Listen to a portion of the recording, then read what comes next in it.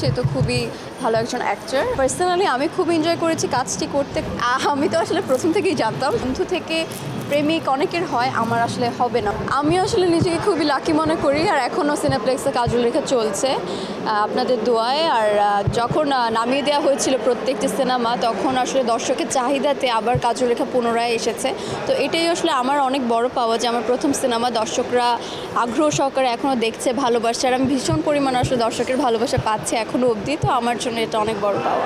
এই দুটো ঈদ তো আমার ভাগ্যের সাথে আসলে মানে খুব লাকি ফিল করছি আমি। এখন প্রতিটা ঈদ তো আমি অ্যাকচুয়ালি বলতে পারবো না, কিন্তু শুরুটা আমার খুব ভালো হয়েছে আসলে। রোজার ঈদে কাজল রেখা, তারপরে কোরবানি ঈদে নীলচক্র নিয়ে আসছি। তো নীলচক্র দিয়ে আশা করি এটাও মানুষজন খুবই পছন্দ করবে।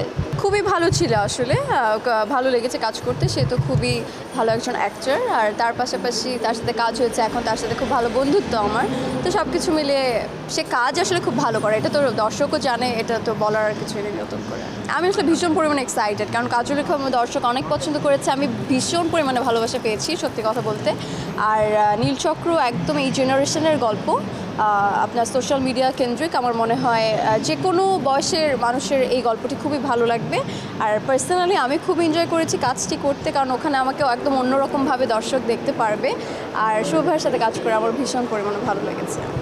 আমি তো আসলে প্রথম থেকেই জানতাম, তো আমার কাছে খুবই ভালো লেগেছে, কারণ আমি একদম অনেক বছর ধরে আমার বালাম ভাইয়ের গান শুনছি। তো তাকে যে অভিনয়ে আসবে বা আমার ফিল্মেই একসাথে আমরা কাজ করবো, এটা তো কখনো আমি আসলে কল্পনা করিনি। তো আমার কাছে ভীষণ পরিমাণে ভালো লাগছে।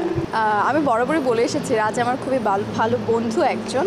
বন্ধু থেকে প্রেমিক অনেকের হয়, আমার আসলে হবে না। আমার খুব ভালো বন্ধু। প্রেম তো করছে, এখন কাকে করছে, কিভাবে করছে, এটা দেখার দায়িত্ব আপনাদের, খুঁজে বের করুন আপনারা। এই বছর হ্যাঁ আমি চুক্তিবদ্ধ হয়েছি, কিন্তু এখনও বলতে পারছি না, কারণ একটু তো নিষেধ আছে। প্রডিউসার বলেন, ডিরেক্টর বলেন, ওরা ফ্ল্যাশ না করলে আমি তো করতে পারছি না। কিন্তু এই বছরই একটা কাজে আমি হাত দিচ্ছি, শুটিং স্টার্ট হবে, তো আমি সকলকে জানাবো।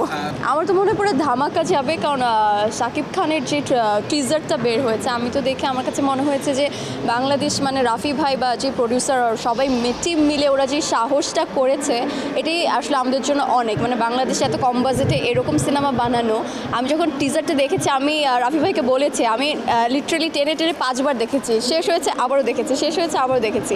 কারণ আমরা তো বাইরের দেশের সব কাজ দেখে অভ্যস্ত, কিন্তু বাংলাদেশে তো এরকম কাজ আগে পরে কখনোই হয়নি। তো আমার কাছে এটা খুবই ভালো লেগেছে, আমার মনে হয় দর্শকও খুবই এনজয় করবে কাজটা। রাফি ভাই আসলে অ্যাপ্রিসিয়েট করেছে। রাফি ভাই একটু অবাক হয়েছে, কারণ আমারও ফিল্ম আসছে, আমি তার টিজার শেয়ার দিয়ে শুভকামনা জানিয়েছি। তো এটাতে উনি একটু অবাক হয়েছে যে তোমার ফিল্ম আসছে, তুমি আবার এটা দিয়েছো, সে অনেক মানে খুশি হয়েছে।